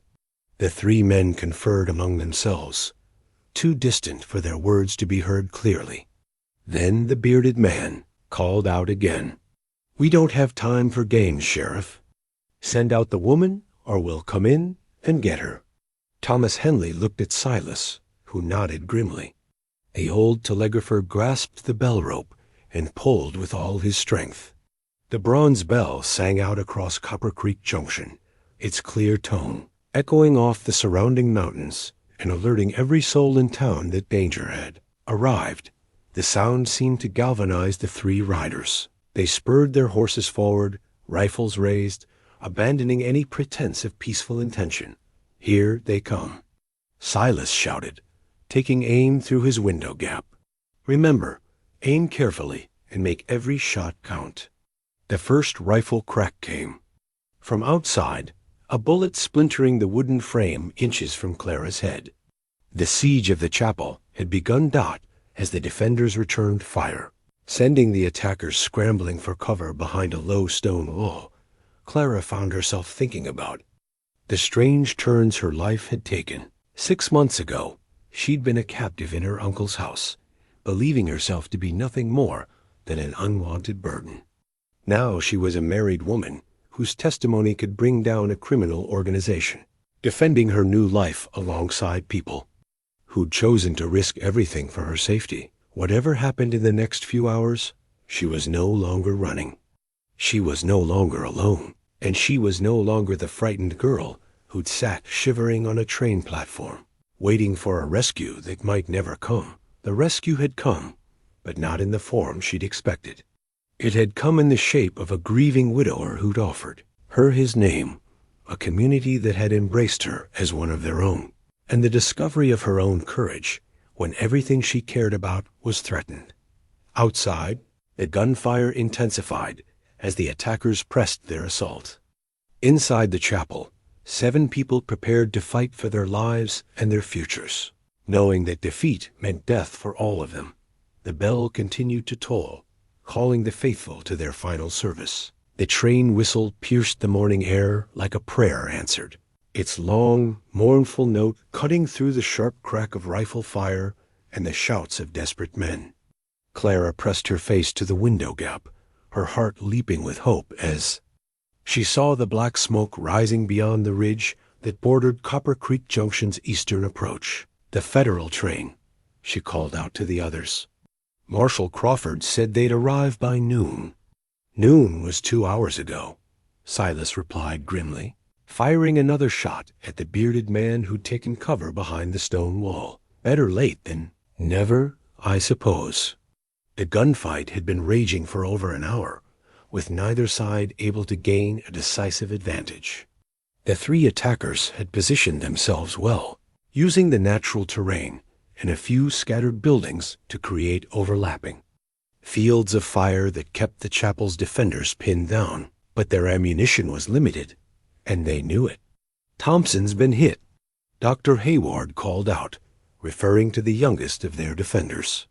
Billy Patterson clutched his shoulder where a bullet had grazed him, blood seeping between his fingers, but his face set with determination. "I can still shoot," Billy insisted, though his voice was tight with pain. "Just need someone to reload for me." Mrs. Kowalski moved to assist the young man, her hands steady despite the chaos around them. She'd proven herself a surprisingly calm presence under fire, methodically counting their remaining ammunition and redistributing supplies as needed. 17 rounds left for the rifles," she reported to Silas. 23 for the handguns. We need to make them count." Outside, The bearded leader of the attackers seemed to be growing desperate. His initial plan, a quick assault to capture or kill Clara before anyone could interfere, had failed completely. Now he was trapped in an extended siege with federal agents approaching and his escape routes dwindling. "Reed," he shouted, his voice carrying a note of panic. "You're making this harder than it needs to be. Send out the woman and we'll ride. Away. No more bloodshed. Go to hell." Silas called back, punctuating his response with another rifle shot that sent wood splinters flying from the attacker's cover. The train whistle sounded again, closer now, and Clara could see the locomotive, itself cresting the ridge. Black smoke poured from its stack, and she could make out figures moving on the platform of what appeared to be a specially equipped federal transport. "How many agents do you think are on that train?" Sheriff Morrison asked, reloading his rifle with practiced efficiency. "Enough, I hope," Dr. Hayward replied, "though they'll still need to reach us before these men decide to make their final play." As if responding to the doctor's words, the bearded leader stood up from his cover, exposing himself to fire, but raising a white handkerchief tied to his rifle barrel. "Parley," he called out. "I want to talk terms." Silas kept his rifle trained on the man, but held his fire. "What terms? The federal train changes things. I'm not stupid enough to fight the U.S. Army, but we need guarantees." "What kind of guarantees?" "Safe passage out of the territory. The woman can testify to whatever she wants, but we get a head start before anyone comes after us." Thomas Henley looked at Silas with raised eyebrows. "Think." "He's serious?" "I think he's desperate," Silas replied. "But desperation makes men dangerous." Clara moved closer to the window, studying the man who'd been hunting her across half the continent. Without the menace of immediate violence, she could see the fear in his posture, the way his eyes kept darting toward the approaching train. "His name is Morrison," she said suddenly. "Not the same Morrison as our sheriff, but that's the name Uncle Bernard used in his correspondence. I remember now, there were letters signed J. Morrison in my uncle's files." "The brothel owner from St. Louis?" Silas asked. "No, that was a different Morrison entirely. This man ran the railway fraud with my uncle. He's the one who recruited the other conspirators, managed the false contracts." Clara's voice grew stronger as more memories surfaced. "I saw his handwriting dozens of times. He was Uncle Bernard's main contact for everything." The train whistle sounded a third time, much closer now, and Clara could see uniformed figures disembarking even before the locomotive had come to a complete stop. Marshal Crawford was among them, along with what appeared to be a full company of federal agents and territorial militia. Morrison, the criminal, not their sheriff, seemed to recognize that his situation had become hopeless. He lowered the white flag and raised his rifle instead. "If I can't have the woman," he shouted, "then nobody can." The final assault came with desperate fury. Morrison and his two companions charged the chapel directly, abandoning cover in a last attempt to breach the building before the federal agents could arrive. Their rifles cracked repeatedly as they ran, sending bullets through the wooden walls and forcing the defenders to duck for cover. Silas rose from his position and took careful aim, his military training asserting itself in the crisis moment. His first shot took down one of the running men, sending him tumbling into the snow. Sheriff Morrison's rifle barked from another window, and the second attacker stumbled and fell. That left only Morrison himself, the bearded leader who'd orchestrated Clara's pursuit across the territory. He reached the chapel steps and kicked at the front door, his rifle held ready to fire at anyone who appeared. But Clara was no longer the helpless victim he'd expected to find. As Morrison burst through the door, she was waiting with Dr. Hayward's backup pistol steady in her hands. "Hello, Mr. Morrison," she said calmly. "I believe you've been looking for me." The wanted man froze, his rifle halfway to his shoulder, staring at the young woman who'd been transformed from prey into predator. Behind him, the sound of running boots announced the arrival of Marshal Crawford and his federal agents.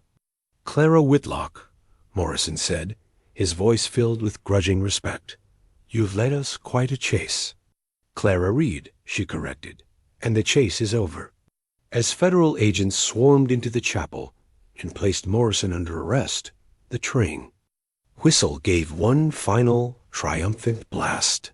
Justice had arrived in Copper Creek Junction, carried on steel rails and accompanied by the sound of wedding bells that still echoed from the bronze bell in the chapel tower. The new wedding rings caught the afternoon sunlight as Clara held them up for inspection, their simple gold bands reflecting the light from the chapel windows.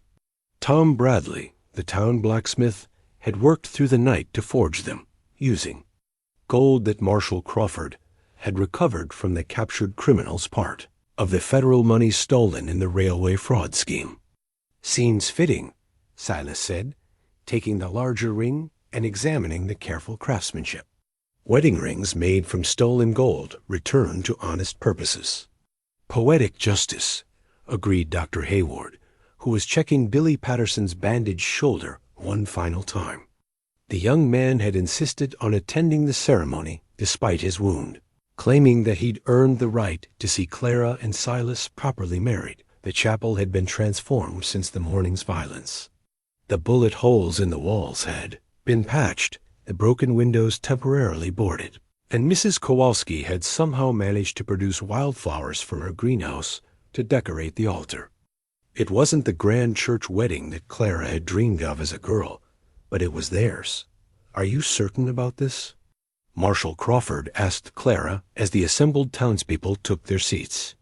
"The federal government would be happy to provide you with a new identity, relocation to anywhere in the country you'd prefer. You've more than earned your freedom." Clara looked around the chapel at the faces of people who'd risked their lives to protect her. Thomas Henley at his beloved telegraph key, Mrs. Kowalski smoothing her best dress, Sheriff Morrison trying to look dignified despite the remnants of his hangover, Dr. Hayward organizing his medical bag with characteristic precision.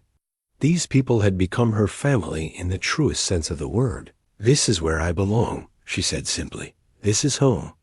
Agent Mills smiled approvingly. "The trial will still require your testimony in Denver, but you'll return here afterward. Morrison and his accomplices will spend the rest of their lives in federal prison, thanks to the evidence you've provided." "What about the money?" Silas asked. "The federal funds they stole? Most of it has been recovered. The government has authorized a reward for Mrs. Reed's cooperation, enough to rebuild your ranch operation, and then some." Crawford handed Silas an official document. "Consider it compensation for the disruption to your lives and the risks you've both taken." Thomas Henley cleared his throat from his position near the altar. "If we're going to do this properly, we should begin. The light's fading, and I suspect these folks would like to get on with their celebration." The second wedding ceremony was everything the first had not been conducted in daylight, witnessed by friends who'd chosen to be there, spoken by a man ordained for the purpose rather than pressed into emergency service. But more than that, it was a celebration of choice rather than necessity, love rather than convenience. "Dearly beloved," Henley began, his voice carrying easily through the small chapel, "we are gathered here to witness the renewal of vows between Silas Reed and Clara Reed, who have chosen to transform a marriage of necessity into a union of epoux." Heart. Clara's hands shook slightly as she looked into Silas's eyes, seeing not the desperate stranger who'd offered her protection in a blizzard, but the man who'd stood beside her through danger and uncertainty, who'd helped her discover her own strength and courage. "The rings, please," Henley requested. Silas took Clara's left hand gently, sliding the simple gold band onto her finger. "With this ring I thee wed, not from duty or circumstance, but from choice and love." Clara's voice was steady as she placed the matching ring on Silas's finger, her words carrying across the chapel to every corner. "With this ring I thee wed, in freedom and in trust, for as long as we both shall live." By the authority vested in me by the territorial government and the Methodist Church, Henley pronounced, I now declare you husband and wife. Silas, you may kiss your bride. The kiss was gentle, but filled with promise, the first truly romantic moment in their unconventional courtship. When they broke apart, the chapel erupted in applause and cheers from the assembled townspeople. Mrs. Kowalski had somehow managed to prepare a wedding feast, despite the morning's excitement, and the celebration continued well into the evening. Stories were told and retold, how Clara had faced down Morrison with a pistol in her hands, how Silas had organized the defense of the chapel, how the whole community had come together to protect one of their own.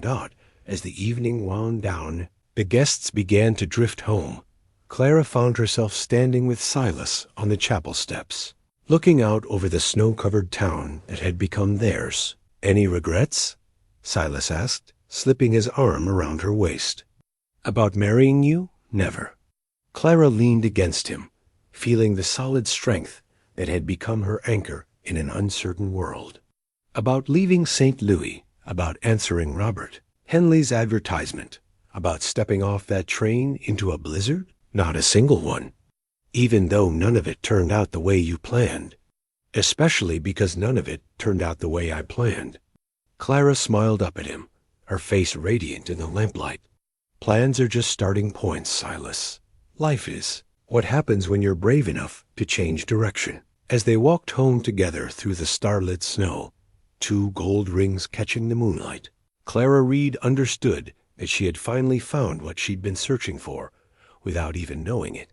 Not just safety or security or even love, but a place where she belonged completely and without. Reservation. The wedding rings forged from recovered gold were more than symbols of their union. They were proof that something beautiful could be created from the wreckage of the past, that love could bloom even in the harshest winter, and that sometimes the most desperate circumstances led to the most precious discoveries.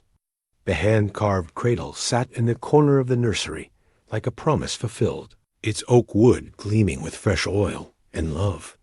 Silas ran his fingers over the intricate designs he'd carved into the headboard horses and cattle, mountains and streams, all the things their child would grow up knowing and loving. But now there were new additions to the pattern. A train to represent Clara's journey west, a chapel bell for their wedding, and a telegraph key for the communication that had bound them together across impossible distances. It's beautiful, Clara said from the doorway, her hand resting on the gentle swell of her belly where their first child grew. Spring had arrived early in Wyoming Territory, melting the snow and revealing the green grass beneath. Clara was 5 months along, glowing with health and happiness that seemed to light up every room she entered. I wanted to add something for you, Silas said, indicating a small carving near the foot of the cradle, a locket, to represent the family you came from and the family we're building together.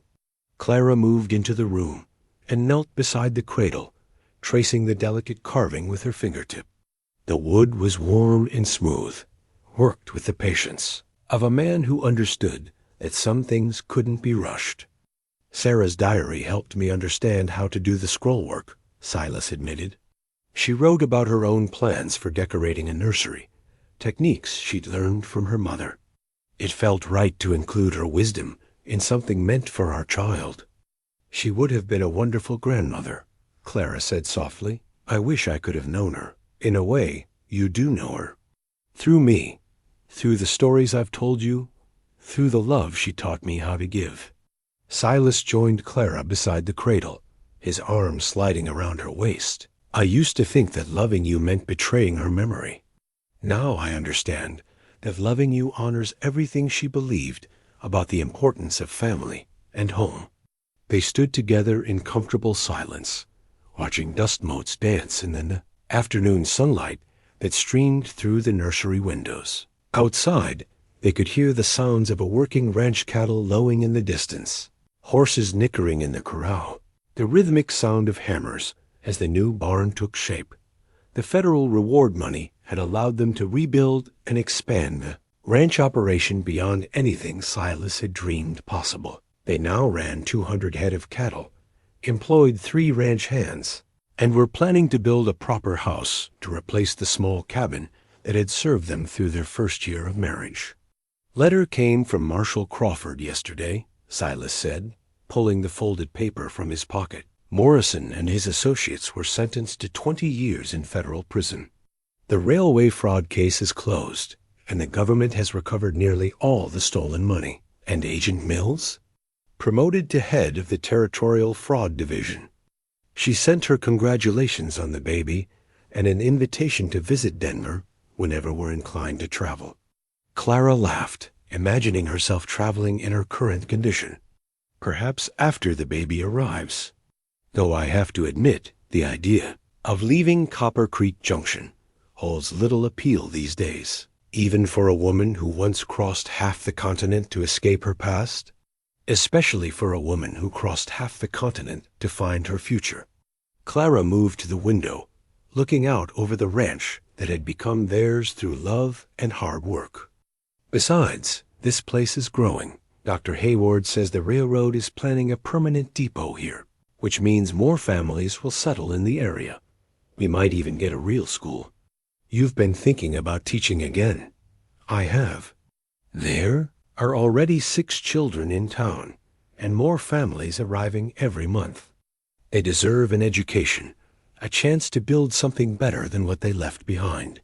Silas nodded approvingly.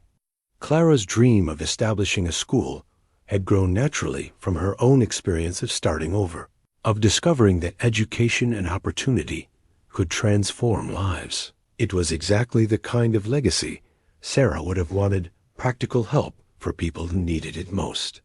"There's something else in the letter," he said, his tone growing more serious. "Crawford says they've been investigating other cases similar to your uncle's fraud scheme. Apparently, there are women across the territory who've been caught up in situations like yours: threats, coercion, false promises. The federal government is establishing a bureau to help them." "What kind of help?" "Legal protection, relocation assistance, job training. They want to offer women alternatives to mail-order marriage or worse options." Silas hesitated, then continued. "They've asked if you'd consider serving as an advisor to the program, drawing on your own experience to help others." Clara turned from the window, her eyes bright with interest. "They want me to help other women who are running from dangerous situations? Women who need what you needed: a chance to start over, protection from those who would harm them, and the support to build new lives on their own terms." The idea appealed to Clara on every level. She'd been extraordinarily fortunate to find Silas, to discover a community that embraced her, to transform a marriage of convenience into a love story. But she knew how easily things could have gone differently. How many women faced similar dangers with no rescue in sight. "I'd like to do that," she said. "After the baby comes, of course. But yes, I'd very much like to help other women find what I found here." "And what's that?" "Home, family, the freedom to choose their own futures instead of having futures chosen for them." As evening settled over the ranch, Clara placed her mother's silver locket in the hand-carved cradle, a gift for the child who would never know the grandmother who'd worn it but would grow up surrounded by the love and security that had eluded Clara for so many years. The locket caught the last rays of sunlight streaming through the nursery window, its surface reflecting the warm glow of a life built on courage, sustained by love, and blessed with the kind of happiness that comes to those brave enough to leap into an uncertain future and trust that someone will be there to catch them. Outside, the Wyoming wind sang through the trees, carrying with it the promise of tomorrow and all the tomorrows that would follow. In the nursery of a ranch house that had once echoed with loneliness, a man and woman who'd found each other in the midst of a blizzard prepared to welcome the future they built together, one carved detail, one shared dream, one act of love at a time.